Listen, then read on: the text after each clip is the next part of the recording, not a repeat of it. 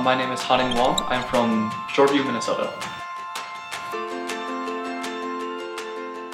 One of the best things I had was because I was talking about my physics professor and he had offered to let me do some research in his lab, which was absolutely amazing to me because I was a freshman coming in with no experience at all. And so the second week of school, he showed me his optics lab and this AFM microscope and said, you're gonna play with this and I'm not gonna really tell you what to do, you're gonna have to go figure it out yourself.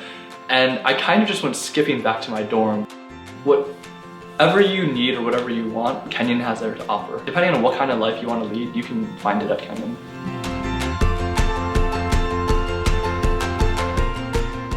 Coming into this year, I had intended to cut down on the things that I was doing outside of classes because the classes are definitely ramping up in difficulty. So I ended up still staying on the Ultimate Frisbee team and I still do Model UN pretty well. But we also started up a new fraternity on campus called Phi Kappa. It's been really great. We've put together a great bunch of guys and we're already on path to chartering within the next year. So it's a really exciting time. The core of what I came to Kenyon for is very much what I'm still sticking to. I'm very committed to being a physics major and I spend many hours trying to figure out problem sets and staying in lab, and that's something that I expected coming in as a science major.